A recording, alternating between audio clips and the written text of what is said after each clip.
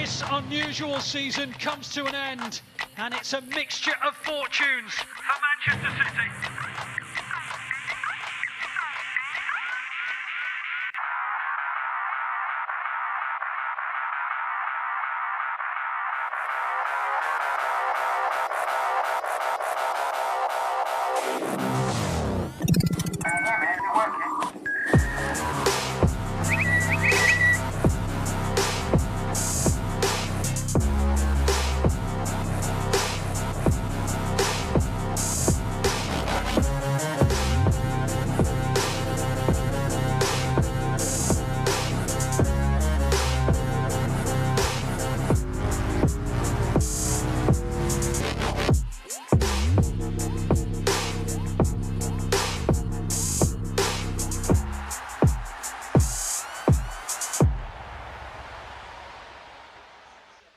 Good evening. This is We're Not Really Here, and that is the absolutely beautiful orange velodrome, which will be hosting tonight's Champions League encounter. Now, shortly we will be seeing the Manchester City team arrive, and there you go. There is Pep Guardiola. He is in the building. Now, we'll all be keeping our eyes peeled to see who is getting off the coach here. And there we go. It's Kevin De Bruyne and Ruben Diaz, two players I think we were all hoping to see get off the coach there. And we can also see there is Riyad Mahrez, Bernardo Silva getting off the coach there as well. And looking there, last but not least, that looks like Edison getting off the coach as well. So Manchester City have arrived. Now, not only do we have a great team out there in France, we also have a great team here. We are in the We're Not Really Here studio inside the Etihad Stadium. I'm Natalie Pavelek, and we are joined this evening by Joleon Lescott, Richard Dunne, and Kyle Walker, who can give us the team news. Yes, so starting this evening, we've got Edison in net, then we've got Alexander Zinchenko, Ruben Diaz and Aymeric Laporte making the centre-back partnership, then Kyle Walker as well. Joining them in defence, we've got Rodrigo, Ilkay Gundogan, Kevin De Bruyne, Ferran Torres, Phil Foden and Raheem Sterling making that starting lineup. The substitutes, there is Zach Steffen, then we've got John Stones, Bernardo Silva, Riyad Mahrez, João Cancelo, and we've also got Eric Garcia, Tommy Doyle, Taylor Harwood-Bellis and Cole Palmer making the subs bench. So the big news, I guess we've got to look at, Laporte is back in. And, I mean, two centre-backs to talk about, the centre-back partnership, Laporte and Ruben Diaz, Joleon. I mean, they're the two I think every City fan wanted to see tonight. Yeah, I think obviously there's been a lot of hope that we could get them to firing on all cylinders, and obviously the Leeds game was a good start. Obviously not the result we wanted, but a good performance, solid, especially after the back of a defeat. So hopefully tonight the same, similar performance by the two. And also exciting team news there as well that Phil Foden starts, because he came on Saturday and had such a great impact for us. Yeah, he scored a great goal at the weekend, and in the game last week against Porto, himself and Torres combined really well to score one of the goals. And he's an exciting player, and he's probably had a little bit of a knock of confidence at the start of the season, but you can see he's gradually getting it back, and it's great for him to get a start tonight. Kyle Walker's back in the team. Joleon, City are playing once every 3 days on average, I think it is. He's the only player to have played every single game up to the game he was left out of, except for the England friendly with Wales as well. Pep said he's exhausted. It must be so difficult to maintain the standard that City set and do that 90 minutes twice, 3 times a week, every single week. Well, if he is exhausted, he's not showing it, to be honest. He's still performing at a very consistent level, and it shows his importance in the team. Cancelo's hit a better vein of form this season, but Kyle Walker's exceptional. He's vital for what we do going forward, and obviously his recovery pace is equally exceptional. Yeah, I mean, I think Kyle Walker's definitely up there for player of the season so far.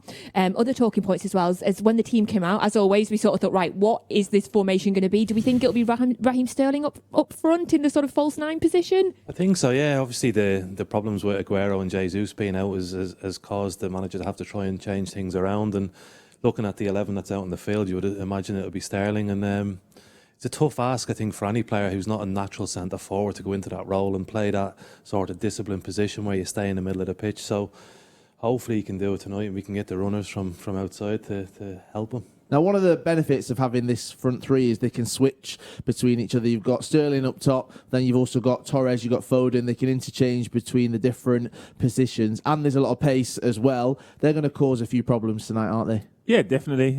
Again, as much as there's no Sergio, you wouldn't want to face Raheem Sterling as a defender. Obviously, getting isolated 1v1, it's not going to be easy for you. So I'm sure he'll pose a different threat in regards to stretching the game at times and when needed for Man City.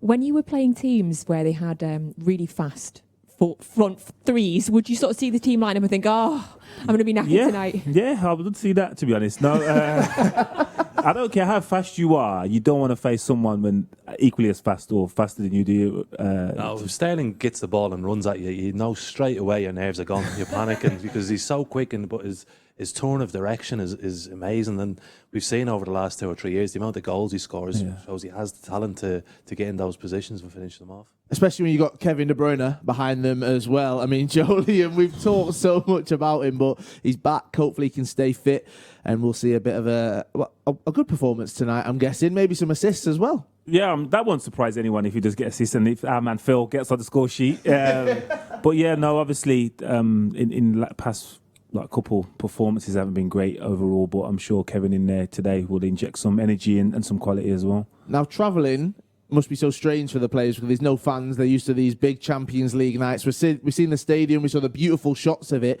They've just arrived and they're kind of looking at this massive stadium.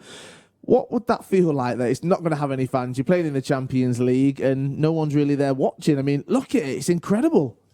Yeah, it's a very impressive stadium, to be fair. This game would be a lot more difficult if that was full. This group would be a lot more difficult if all the stadiums were full. Marseille is very intimidating. I haven't been fortunate enough to play there, but it's very impressive pictures, and it's disappointing. I'm sure it's disappointing for Man City fans wanting to go there and players playing there with no fans in the stadium. But hopefully it bodes well for the performance. A European away game is just honestly one of the best experiences that you can have as a fan.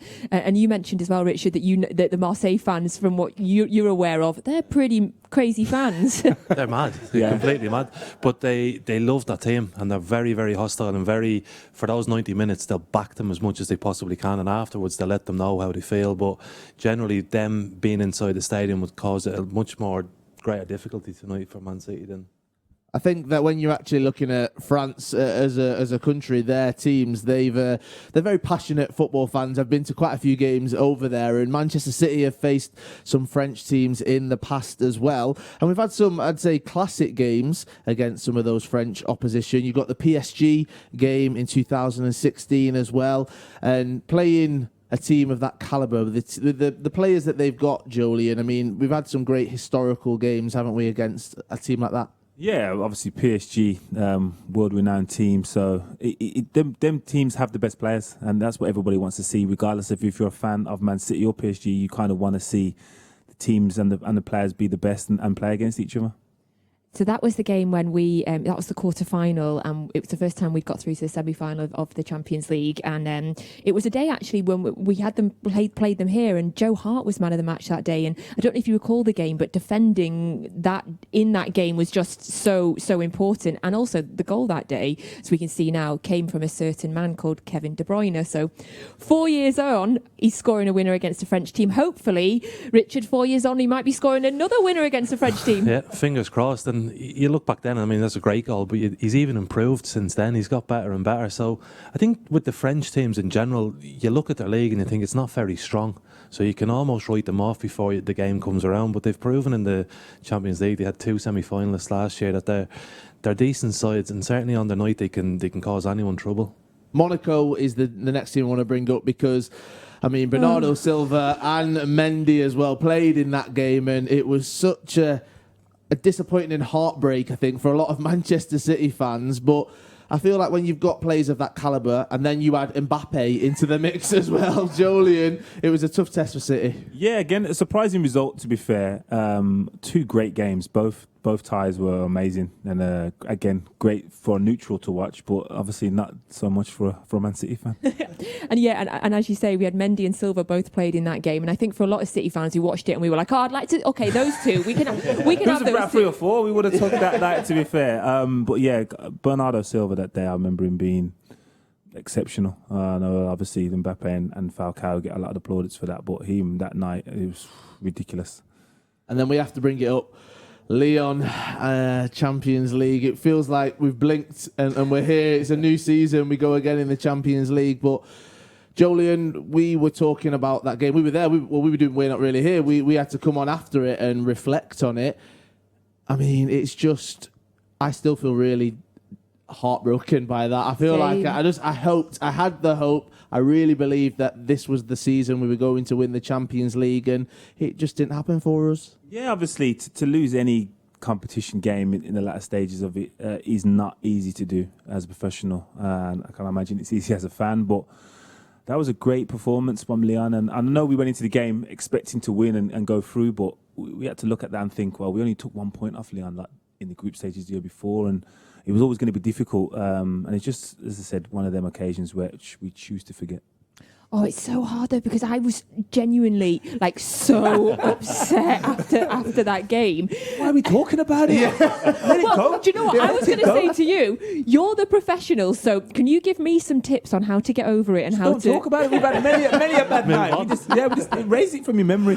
Well, actually, I've got a good one here to help you erase it. A video now that I think you're particularly going to enjoy, Joleon, because as well as famous food and famous football, France has famous food. Get it the right way round. Richard knows all about this because he was invited alongside some other Manchester City legends by our club partner, Garden Gourmet. They were challenged on a French hamburger task. So let's all have a little look now.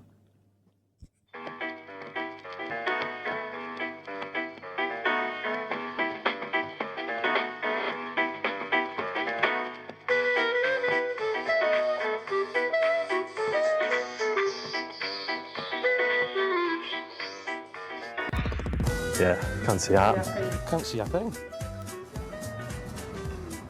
Shawnee, stand up. He's doing alright, actually. I'm sure he can see. Dunne's just going to eat everything that's there. I make these in my sleep all the time. It's grand. I really done better than you. Because he used his hands. I was doing it professionally. Are you using the clippers or are you just using your fingers? I'm going to use my fingers. Yeah, that's why you got the gloves, isn't it? You can't finger everyone's cheese and coleslaw, Dickie. I'm trying to be all elegant with the tongs. You've just gone to South London on a minute. You just... Oops, sorry. Where's my plate gone? Yeah, what's this? Dunne, you can try mine, right? That's playing that. That's the playing as well. Just need the burger. Yeah, why not? Stick it back in. This is fully loaded, this, by the way.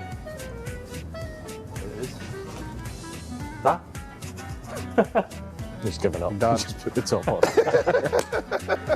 There we go. Can eat it.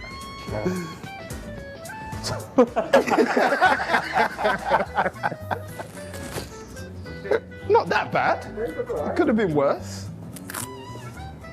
That's all right, that actually, isn't it? There you go. It's SWP burger, no cheese, baby. I'm a simple guy, chef. There's no spoons or tongs in Glasgow, mate. Just get your hands in there and go for it. Just be honest, chef. Be honest, they're brutal, them two.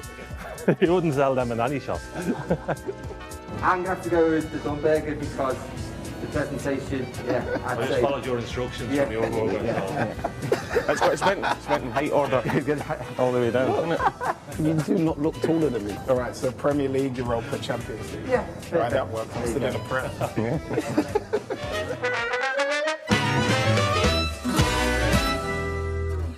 Our winner there, Richard Dunne of the Garden Gourmet Challenge. Joleon, we're going to bring in the stuff. You're going to make one live. No, I'm joking. One thing I did notice: have you been borrowing Sean Wright Phillips your hoodies? You're wearing the same ones. Is that why it looked too big on him? Extra medium. This. Now, we've got to look at some of the things that you guys have been asked to do. I know that Joleon, you and Micah, you always get put up together and going against each other. City TV love to put you head to head. What's the most interesting, let's call it, thing you've had to do? Oof. Probably the hot wings. The hot wings was bad. I was going to bring this up. That was a bad one. What was that one? We did a hot wing challenge and then we had to 4 or 5 levels of hot sauce. Nah. Oh my God. That was a different, like, I didn't know I could feel like that. I'm going to go back and watch that because they're all on the YouTube channel, so that'll live forever. That was entertaining because that was genuine, like, concern for each other. Our eyes were watering. We couldn't even use our hands. We had to wear gloves, and we had to have like milkshake there because the heat. One of them was called Ghost Pepper. Oh, I've sauce. seen that. Yeah. I mean, you two, you're always going head to head, which is, I think, really good to see because even training together, it must have been like, oh, I want to get one over him and stuff. No, but now you get to do the challenges. Yeah, to be fair, obviously the fun we get on and that, but training and that, I used to stay away from him training. He was so clumsy. He fouled me one time and he had the ball. Like, and I had to miss a game. I had to miss a game because he fouled me, and I was like, "You had the ball though, so how does that even happen?" Shout out to Mike Richards just for the penalty that he took and the picture that you love to bring brilliant. up all the time. I'll show you another version of that picture. Richard, what about you? Anything that you've been asked to do for anyone in the media? Because footballers, they always get asked to do the most awkward things at times. What's the that one last week was pretty awkward. Yeah? I mean, you had to stand in a room with a blindfold on. It was a bit strange. And listening to the Joleon story, I think that might be the end of it for me. I don't think there's any more. Did you get to eat the burgers after? That was the one thing that disappointed me. There was nothing left. Like, I thought I won the competition, give us a taste of my burger, but no, nothing. Straight in the bin, all of them. What? Because of COVID, we couldn't touch them or something like that. So. Oh, no way. Oh, If they do another one, are you signing up if there's like a... No, if we don't get to eat it, no. Oh. I'm not interested in making a burger. To throw away. So we also want to talk in Marseille tonight. We have two players that we could remember. We delved into the history books that have played for City and Marseille, and we think that you've played with them both. So the twosome are probably the most well-behaved twosome in the history of Manchester City, and I am pretty glad that we didn't see them playing together as well. Mario Balotelli and Joey Barton both played for Marseille and City. So if we have a little look at Joey first, and then I'm gonna look to Richard. Did you ever play with Joey? Played against him. I mean, let's talk about his goals because he definitely did score some absolute crackers. Even I've got a few stories from an open training session. He just decided. Well, I said, "Look, can I get your shirt?" And he said, I said, "No, please let me have your shirt from this." And he gave it to me, and then he got hounded by everyone, and he ran back in naked, like his boxers on. That was it, because people were taking his socks, they were taking his shorts, absolutely everything, but. He definitely was very controversial, Richard, let's say. He was, yeah, and he was obviously very outspoken as well, but he was underrated, I think, because of the stuff that he got off the field. That was what he was remembered for, I think, but he was underrated, but probably overrated himself at the same time. So it's one of those. That sounds about right. But as a teammate and as a player in the team, he was a very useful player to have around. He was good. He worked his socks off, and he done really well for the player that he was. I think that he really got the most out of himself, and certainly when he went to Marseille, they absolutely love him there. They all love him. They all speak really highly of him, and only because. He tried to mingle in, he tried to mix in, and he got stuck into the games, and he tried to speak the language. Tried the language, Brilliant. Brilliant. But in his head, he would have been speaking fluent French. That's what he would have thought. So that is one thing about him. The passion does ooze from him. Even that celebration we saw there, scoring against Manchester United, to run up with your finger on your lips, telling them to be quiet. He does seem to be a player wherever he goes. He has that passion, and he puts that onto the football pitch. That's it. He wears his heart in his sleeve. He doesn't hold back. Whatever he feels comes out, and he says it, or he does it, or whatever like that. And it can't always be the right thing. So he did get into trouble sometimes and stuff, but generally on a day-to-day basis in the training ground and on the training field, he was the one that would try and drive a team forward. And you can understand now why he's gone into management, because he has that mentality to try and improve people and his team. And another player that played for both City and Marseille is Mario Balotelli. So I'm going to look this way this time. Did you ever play with Mario? No. So Joleon, Mario. I mean, for me, when he was here, what a player. You know, he'll always have that exceptional role that he had in the 93-20 goal. What's some of your memories of Mario? Different now. Memories to kind of my opinion on it now. I remember that he was very young when he joined, wasn't he? So what is he, 19, 20? I remember the first... week he came, and then he went to collect his car and didn't realise we drove on the other side of the road and crashed his car on the way back from collecting it. That was kind of the realisation. Mario is possibly a little bit different I think that was when we kind of, as a club, like the scrutiny went up. I think there was a lot of eyes on us anyway, but obviously in training, then there was a lot of media attention during training. But he had a lot of quality, to be fair, Mario. He just didn't know how to harness it and be able to concentrate enough all the time, because if he applied himself properly, he had the capabilities. Yeah, he had the capabilities to kind of do what everyone else was doing, but he just didn't have, I don't know about if the attention span or the mindset to kind of do it all the time. Like he just didn't want to be consistent as a Sergio, as a Carlos Tevez, a Edin Dzeko and stuff like that. He just seemed to make everything look so easy, and everything, the things that would have been difficult, putting the ball in the very corner of the goal against Van der Sar, I think it was. That's not an easy thing to do, but he just made those things look so simple. Yeah, that was the thing. When it was the harder stuff, he could do that. But then when it was the more simpler stuff, again, the tension that he needed, just the concentration that would have needed, he probably lacked that because it was possibly, well, not too easy, but just kind of easier for him. So he probably didn't focus enough when he should have been just, let's keep it simple and then showcase your ability when you can do things that no one else can. Often when I think of Mario, I think of him almost as a wasted talent. You know, he's at Marseille, he didn't fare too well, and you just think he had it all there in the rawness. Yeah, I hear that a lot, and I don't know if I agree with them statements made about players, because if he could have, he would have. You know what I mean? Like, we can't underestimate how important it is to have a good attitude, a good work ethic. Like, if he didn't have pace or something, would we be still compassionate to him not being successful? We would be saying, you wouldn't say if he had pace, he would be this. So I'm not the same amount of empathy for him, because I had to work a lot harder than, say, he did. And I didn't have the ability. If you give me that ability, you know what I mean? Who knows, kind of thing. So it's a shame, definitely a shame, but it probably wasn't as easy as he made out. And of course, so they both then went to France. I'm wondering, did either of you guys ever have a chance to go to France? Did you ever consider it? Any French clubs ever come for either of you? I'd when I trying to think about it, I think when I left Aston Villa, I had a meeting with Nice. I think I just remember being in a shorts, having a nice coffee and stuff like that over there. But it was down to the case that I was getting on in years or whatever like that, but they said, oh no, the centre forwards are too sharp for you in France. And I was like, I've played in the Premier League for 15 years. There's no one sharper over there. Yeah. So, but it never worked out. But it was it's a really interesting place to play. I've gone and watched quite a bit of the league football over there, and it's a completely different tempo to what we see in the Premier League. So I think for older players, it's probably a place that they could get away with it a bit easier. Is it slower then a bit? Yeah. It's a lot slower. Obviously, technically, it's really high, but they seem to have a little bit more time, and it's more focused into certain sections of the game rather than a full 90 minutes end to end sort of thing. And it's a different sort of watch than what we're used to every weekend. Different tempo, a bit slower. Perfect for you then, Joleon. Beautiful. Not so much now. Yeah. Not even now. Yeah. I need the real slow tempo now. Did you ever consider it? Was it ever? There was a chance. I think it was my final year here. I knew my contract was going to expire, and Patrick asked me would I be interested in going to Bordeaux, and it's something I thought about, but I was tired of.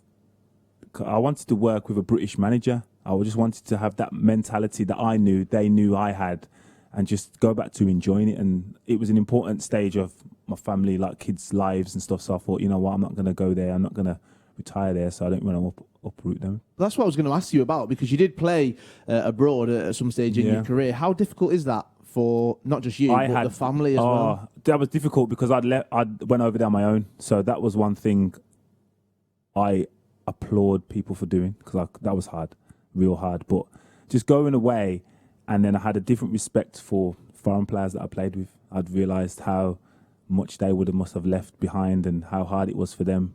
Culture, languages, food, mentality. It must have been so difficult. So I had a lot more respect for the foreign players once I came back from my stint. I wouldn't recommend anyone go to where I went to, but yeah, definitely something. It was good. It was good. The weather was nice. So we do have some shots now that we can take a look at. The players are out on the pitch and they are warming up.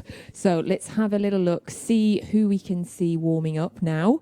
And it is Aymeric Laporte. Now, for me, that is a very, very good sight to see that man back out on the pitch. How important is it that we've got him back fit, Richard? It's huge to have him back. We've seen the the absence last season when he wasn't there, how much it cost the team and without him. And the two of them have the making of a really strong partnership, himself and Diaz, and it's just about getting that consistent run where they can play a few games together, and then you'll see it really develop. But he's a classy defender. He plays the ball really well. He reads the situations well, and he looks like the makings of a great partnership, like I say. Richard, how important do you think it is for these players, the centre-backs in particular, to build that consistency of playing together week in, week out? I think it's massive, and I think you've seen it throughout the last maybe 15 years in the Premier League. There's a lot of changes in teams, but generally if they have a good partnership at the back, they keep it, and them two play out most of the time. And Joleon would probably be the same as me, because Joleon's left-footed. I felt it worked really well with Sylvain Distin, who was left-footed, and for you to have a left and a right-footed, it's important. And I think with them two being that way, it helps the team, just being able to open up, and you can go out to your left, or open up and I can go out to the right.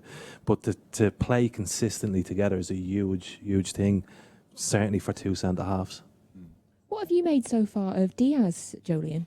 I've enjoyed watching him. I think he's seamless into the team, which has been impressive for me.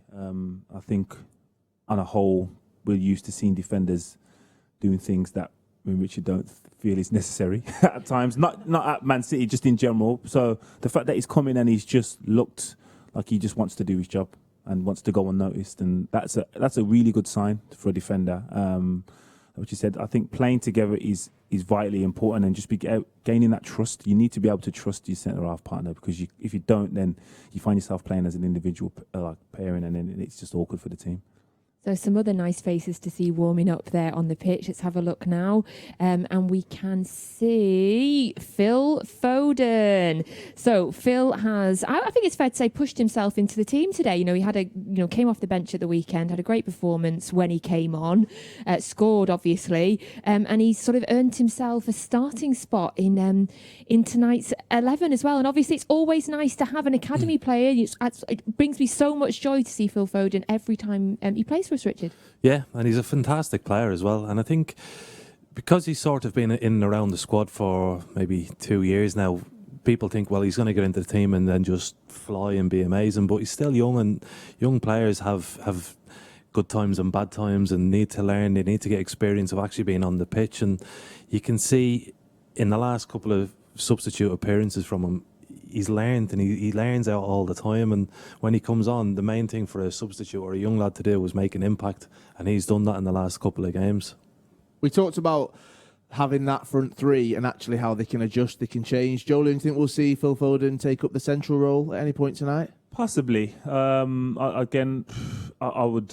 prefer to see him out wide. I think he causes a lot more problems out there, but the fact that none of them are strikers, I'm sure they'll all intertwine and find themselves in different positions. But just touching on Phil, yeah, his impact on the games is crucial now. And I think the fact that the manager went to him before Kevin De Bruyne on Saturday proves how important he is to the team. And another player that has kind of, I would say, forced himself into the team as well, is Ferran Torres, and we can see him warming up as well. He's sort of making his way slowly into the team, which, getting settled in. But what have you made of his performances so far, Richard? I think he's been exciting. I think, again, he's a young lad, like Joleon said, he's just moved country, and it's difficult for them. So, again, you don't expect him to come straight in and play every week. So he's being sort of eased into the side, but again, for a young lad, when you get the opportunity, it's about making the impact. And last week against Porto, again, he was excellent when he came on. He scored a great goal and everything like that, where it's 10, 15 minutes here or there, it gains confidence. And the way that he turned the Pepe here, he's finished them off, and the strike at the end of it's beautiful. We can see Phil Foden celebrating with him just there. Joleon, I mean, it'd be great to see those two playing together and really strengthen that partnership, and maybe we can see lots of assists and goals between the two. Yeah, definitely. I think that's obviously a partnership for the future. Are they both like early 20s, if that? So it's remarkable that they have so much impact and so much ability and experience at such a young age. I think Richard said there, we need to appreciate they are young. They're going to have dips in form, and there's going to become a time, both of their career, especially Premier League and Champions League level, that players figure them out a bit more as well. So then they're going to have to find new ways to kind of combat that. So we just need to be aware of that. It's not going to continuously get better and better. We just need to be patient when it doesn't. There's a lot of pressure, isn't there, coming to Manchester City, a team with Pep Guardiola, with the calibre of players that we've got. And then you take number 21, which we talk about as well. But there is a lot of pressure to force your way into this team and to actually show what you're capable of. And you're fighting everyone to try and get a spot just for a bit of game time. That must be difficult. Yeah, of course. But he wouldn't have come not knowing that. He would have been made aware of that before he joined the club. And that's what you want. If it's not like that, then you're not competing at the top of the league. So I'm sure every player in that squad knows their place isn't granted at any given time, and they have to continuously perform, and that's what Pep's created over the time he's been here. There'll also be great excitement amongst all the City fans seeing some of the youngsters that are on the bench tonight as well. Talking about young players, even younger players than Foden and Torres. It's Taylor Harwood-Bellis, Palmer and Tommy Doyle on the bench tonight as well. How good is that for them just to have the experience, even if they don't get on, the experience of being in a Champions League squad? It's huge for them. But again, it would have been nice for them to experience the crowd. Like going to that stadium like that is great, and playing on there and possibly training on there last night. But to experience the atmosphere, that's the kind of moments you savour, and that's the kind of experience you draw back on later in your career. So that's probably the only disappointment, in fact, in them being on the bench tonight.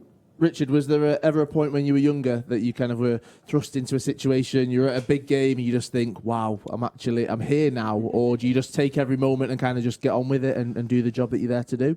I think like as you're sort of coming up through the different levels, you just take it in your stride, because it's like, well, I've done really well, so then the next week I'm going to play for the A team or the B team, and then it's up into the reserves and then into the first team. But then I remember playing in the Merseyside derby at 17, and that was an eye-opener.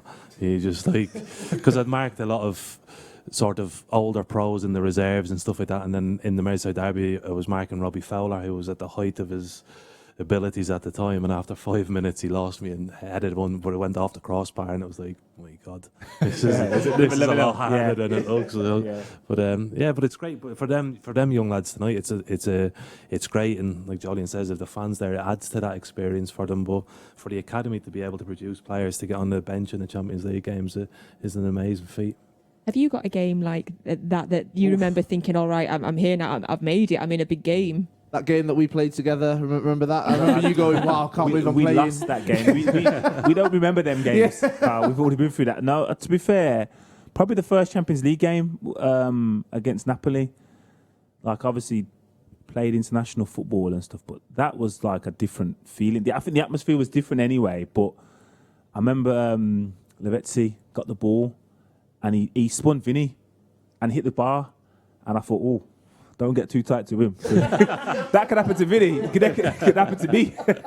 So that was probably the time when I thought, yeah, there's obviously a level. There's obviously a different level. So we've not even really talked about the fact it is the Champions League, and yes, it is a very strange season, but this is the trophy that the club do want, the fans do want. We still want to win the Premier League back, but this is the prestigious one where everyone's talking about it. It's the best of the best, and there's some elite teams, some absolutely world-class teams in this tournament. And Manchester City, they're warming up for a huge game, but surely they're thinking about that final in Istanbul. It is next May, so one eye on the prize a little bit, Joleon?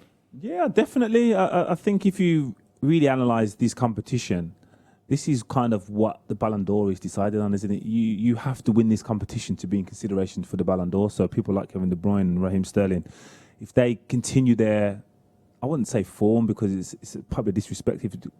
If they continue their consistency, they'll be up there with that trophy and with their names mentioned at the end of the season. Just how tough are those band workouts, Richard? They're annoying. The worst thing is they stick to the hairs in your legs. You got to roll them down. Carl wouldn't know he shaves. Continue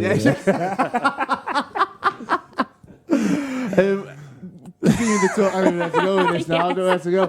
Continue the talk with the Champions League. All right, we saw them warming up there tonight. It is a massive game. Kevin De Bruyne, a player that it's easy to talk so highly about him.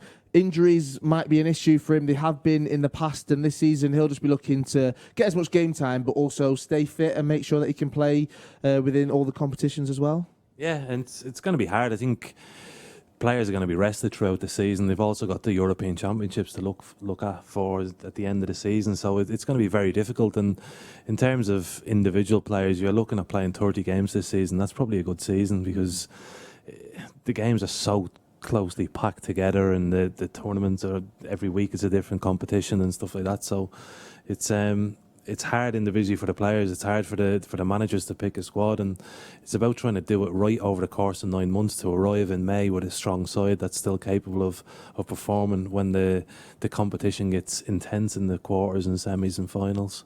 It almost feels like it's harder this year because there hasn't been that proper summer break that they normally get, and we've seen it with the injury situation. Obviously, Sergio Aguero came back, and then we've had so many games, and then he gets injured again.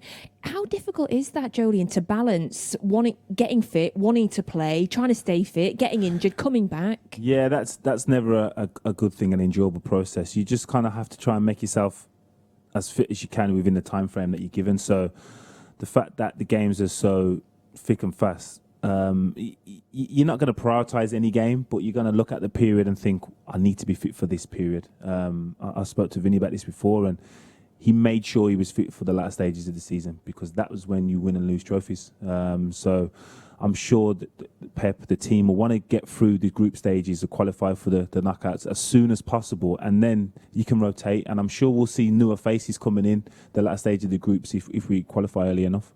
How much more difficult is it the older you get? Sergio, 32 now. People will be questioning him and coming back and then getting injured again. Is it much more difficult when you are aging and you get into... I mean, 32 is not old, let's be honest. But in terms of football, it's kind of getting to that point now where he wants to play as much before the day comes where he has to hang up his boots. I don't know how you found it, Dunne. I trained a lot harder earlier in my career. So then when I got to the latter stages, I kind of tapered it off. So it wasn't as intense. I wasn't getting injured as much because I was working less, if that makes sense. I was working smarter rather than harder, and I don't know how you found it. Yes, same sort of thing, but I needed to train, so I tried to get out every single day to try and train because I knew that if I sat down for 2 days or something, took it easy, my back could go, or then I'd get up and I'd have a bad hamstring, and it was a case of just keeping going, just trying to keep going. And even if it is something small or light or a jog or a stretch or whatever it is, to be injured, it takes its toll then. It does take its toll. The TV commentators last week at the Porto game called Fernandinho elderly, and I was fuming. Wow. Sat at home like, you can't call Fernandinho elderly. And then you think, he's 35 now, but he is a player, obviously he's injured just now. To me, he always looked like as sprightly and as he always has been. He's aged well, sorry. He hasn't aged like he's 35, to be fair. He still looks the same as when he joined the club. So, yeah, it's a shame that he's injured because he brings a mentality, energy, a kind of work ethic from the team, and he's got a lot of respect from the group, so he demands maximum effort. Yeah, right, I was gonna jump in on this because it's getting closer to kick off. I'm worried that 20 minutes to go until we do take on Marseille in the Champions League. Let's focus a little bit on the French team because I think we talk about this group, we look at the teams in the group, and you can look at Manchester City and say, well, this is an easy group for them, some will say, but Marseille, the Champions League, Richard, every single team is out to win it. They want to prove, they want to show how good they are, and tonight's not going to be easy. It won't be, and certainly the result that Marseille had last week won't make it any easier. You know, they've been trying for a while to get into the Champions League, and that's where they believe they should be. And to lose in the last minute is a bad start for them. So they've got the opportunity tonight to put that right and blow the group wide open. But they're a good side without being great. They beat PSG earlier in the season, but they've still got that sort of inconsistency about them where they could be brilliant tonight and they could really put on a good performance, or they could drift away, you know. So it's I think the manager's worked in the UK for a long time, and he's obviously got older, got more mature, and probably more wiser, and he'll have a good plan, I think, for the game tonight. And you were mentioning before as well that the assistant manager for Marseille, you have worked with him or you know him. Yeah, Ricardo Carvalho, who's again had a great career in England and Real Madrid as well. He done his coaching badge with me and Joleon over in Belfast a couple of years ago or last year, and yeah, he's a great guy, really good guy, and you can understand why someone would want him around the club and to speak to people, because he's very knowledgeable. But he didn't do too much coaching, did he? No.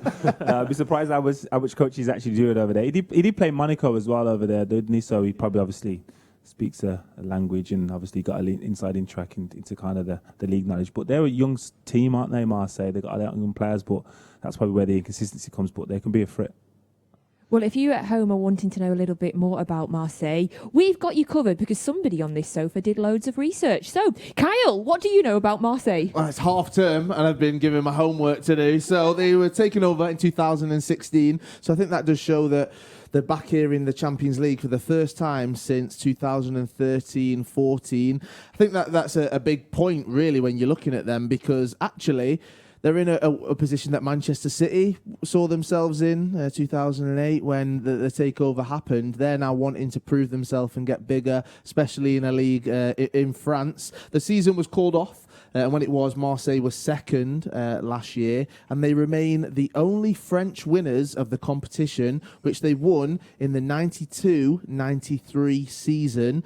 And then they've got assistant manager, obviously Ricardo Carvalho, and then Andre Villas-Boas as well as the manager, which a lot of people will know, and the incredible stadium. Now, I couldn't quite find how many seats it is. I've not managed to do that. Hopefully, I've got 90 minutes. I'll find out how big it is and actually what it can do. But when we're actually talking about Marseille as a team, in the 90s, well, they won the competition. They've had some incredible players, haven't they? And I think that's something that we can talk about, that we can highlight, that over the years, they've definitely been a team to look out for, especially in the 90s, Joleon. You can remember that, right? Oh, the 90s in France. I know a few, but not that many. You know what I mean? I'm not as old as Dunne. So, I mean, just to jog your memory, obviously from my research, Waddle, Desailly, Deschamps, Papin, Bolly. I know all the names. But I don't think French football wasn't really on the UK TV then. So, I obviously know all the named world-renowned stars. Well, I just want to bring up Chris Waddle because he's someone that moved over there. And I think in the 90s, Richard, that was...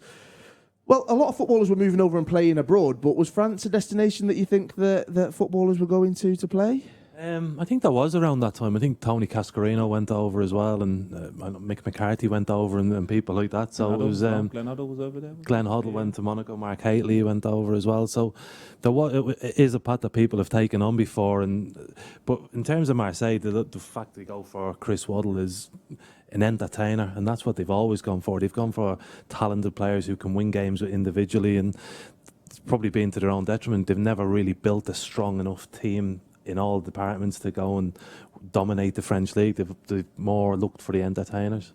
So based on what we've just heard, for what's coming up now, I'm going to say Richard's going to win, because we are going to test Joleon and Richard's knowledge on French footballers. And specifically, to be fair, no, you've got a chance, Joleon. It's French footballers that have played for Manchester City. So we're going to have a quiz. You need to shout out if you know the answer. So your surname's Dunne, Lescott. Okay. And if you get the answer right, you get a point. If you get the answer wrong, the other one gets a point.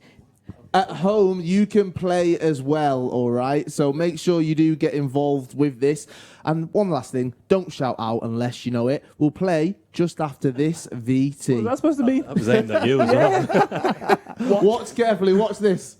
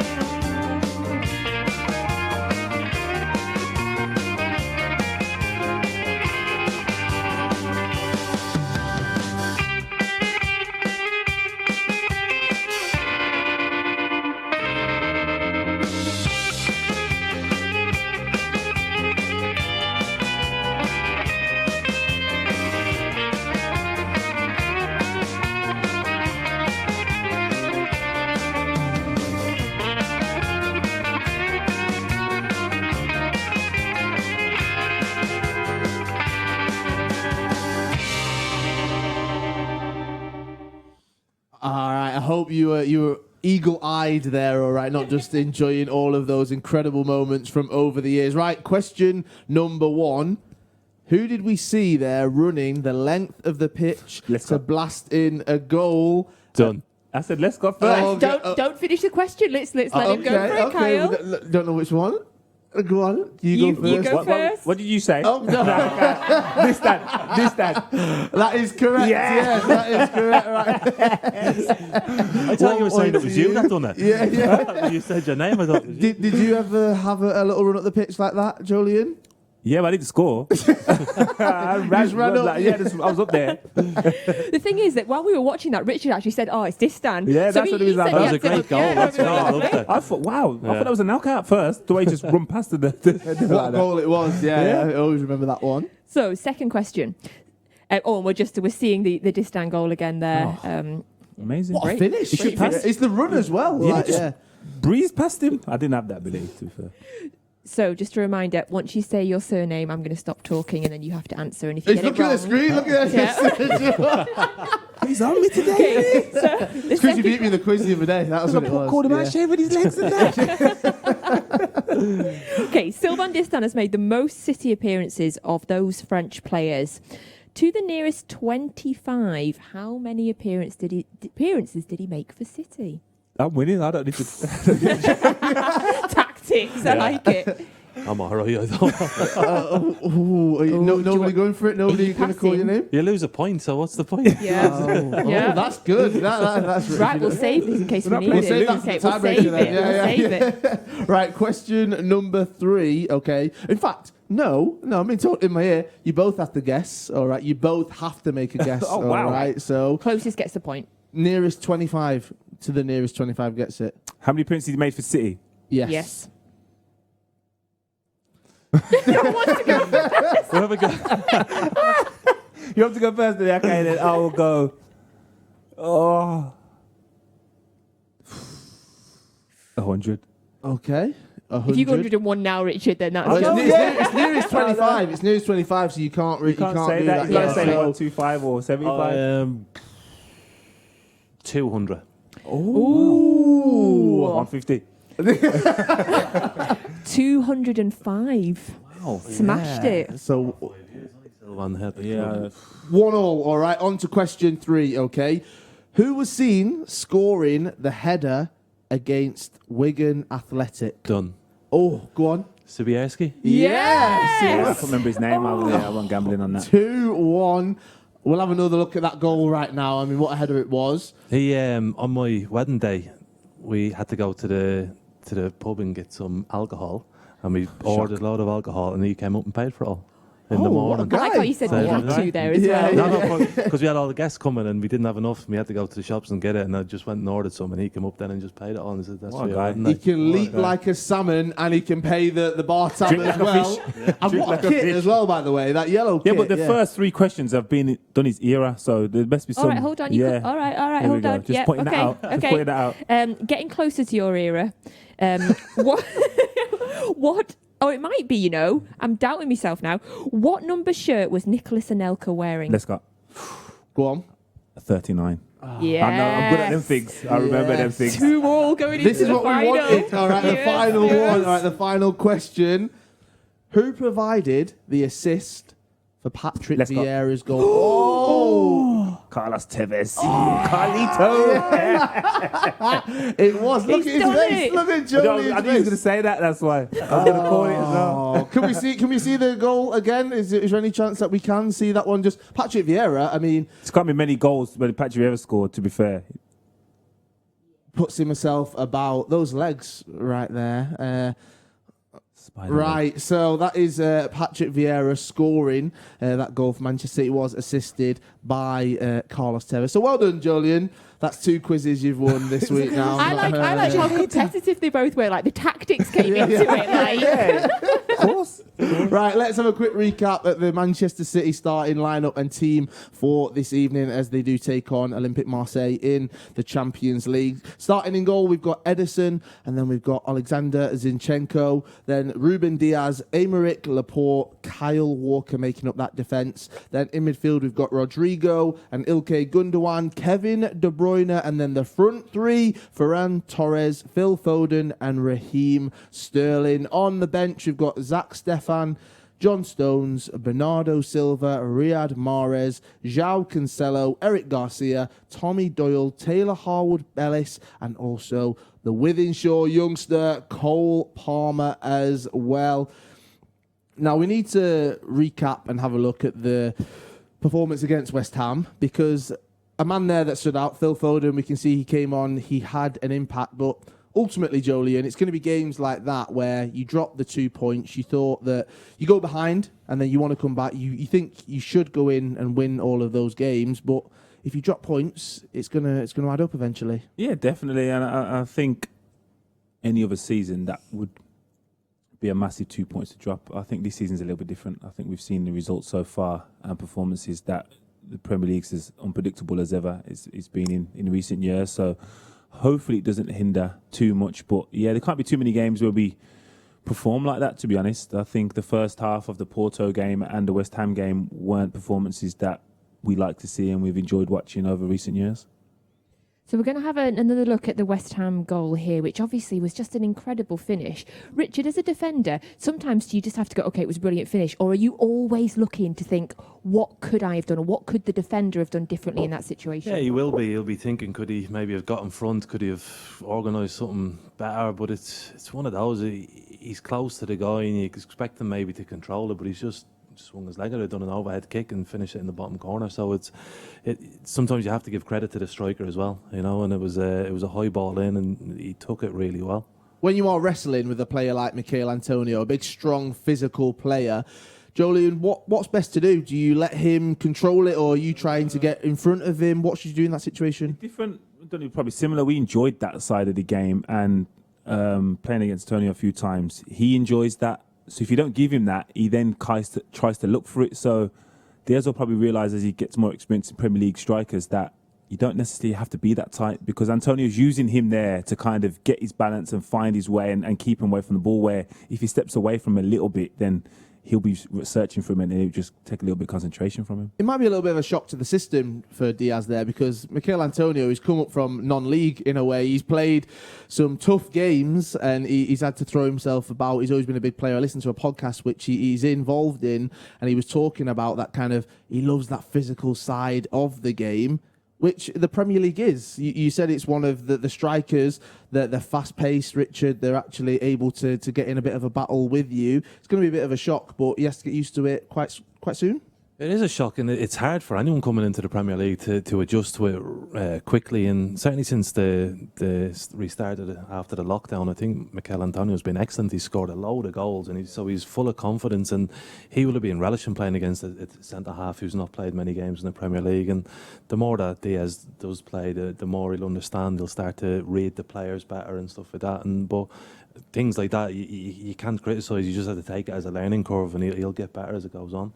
On the positive side of the West Ham game, of course, Phil Foden came on at half-time. We'll have another look at his goal. Happy to look at Phil Foden's goals all day long. But obviously, I think he was on, 5 or 6 minutes before he got this goal. I mean, that, Joleon, is the absolute definition of an impact substitution. And at that point, Pep would have been rubbing his hands thinking, yes. Yeah, definitely. But that, again, doesn't surprise any of us. He's so energetic. This club, these games mean so much to him. I was fortunate enough to watch a game 2 weeks ago in training, and it was the first team against the EDS, and they scored. Sergio scored a goal, and he celebrated like it was the World Cup final. Not literally. And Sergio and Fernandinho have gone, calm down, and he was like, no, he can just see how much it means to him. So the fact that he's come on and the manager's looking at him to kind of make that impact now is just a credit to him. What I love there as well is the celebration, and he's kind of G'ing the team up to know we go again. We need to get another goal now. And it does feel like, even though he is 20 years old, Richard, he does have a say in the dressing room, and he's not afraid to actually be quite outspoken. Even though he's seen as a youngster, he is stepping into big shoes in David Silva, who was that leader figure, and he seems to be relishing in that opportunity. Yeah, it's great because he has been around the squad for 2 years, so he obviously feels he has the confidence and just the confidence to go and speak with the senior players, to be part of them. And he's now seeing younger lads than him coming into the squad, so he can't be a baby anymore. For him to progress, he needs to to be outspoken, to say his part, to G the team up and everything like that. And the game against West Ham is difficult because they have 10 people or 11 people behind the ball the whole time. But he makes a run into the box and it causes trouble for the teams. And that's the sort of energy you need when you're playing against sides who defend so deep. So we went on after that goal and we had chances, but we just couldn't convert them. And Raheem had a couple of really great opportunities and he'll have been kicking himself, but you'll be expecting him, Joleon, to shake that off and to be back focused again tonight. Yeah, hopefully. Again, there's not many games in concession where Raheem doesn't score and impact them. So hopefully tonight now he finds his shooting boots. But yeah, the kind of opportunities that we created, you would expect the lads to do a bit more and get cleaner shots off and strikes on goal. But again, it was just one of them games. It was a lot better the second half than it was the first half, and hopefully now they can just put a 90 minutes together. Sometimes there just seems like there's games where that ball will not go in the back of the net. No matter what you do, you can create as many opportunities as you want. Richard, is that real? Is that true, where you just can't you can't do anything to actually score a goal? There is games like that, and you can't believe that you've lost or you've drawn or whatever it is, because you've had so many opportunities, and you see these players in training and they'll score 15 or 16 goals in training, and they'll go out on Saturday and everything they do, it just goes the wrong side of the post or hits the post. But you do get them, unfortunately, you get them, and that's the beauty of football, I suppose. So we are just a couple of minutes away now from kick-off. We can see the players are coming out now onto the pitch. So it is my favourite part of the day where we put everybody on the spot. We can see them. They're in the tunnel there. They're ready. So I'm going to look to my left and my right and ask you to start having a little think about what your score prediction's going to be. How big is that tunnel? You're not going to be able to stand next to them, have that Roy Keane and Vieira moment, are you? Social distancing's key. Right. I'm going to kick off because, I've been the master at this. It wasn't quite right. I didn't expect a draw on Saturday. But what I'm going to say is Manchester City to win this game 2-1, I'm going to say. Ooh, okay, Richard? I'm hoping for 3-1. Okay, Joleon? That was my scoreline. I mean, if you want to copy him, if you don't want to be original, then you can do that, Joleon. You do that, yeah. I'll go for 2-0. Oh, okay. I'll go 4-1 then. I went last on Saturday and got forced into 1-0, forced into it. So I'm going to go 4-1. But to be fair, we'll take any of those. We'll take any of those. So the players are coming out now.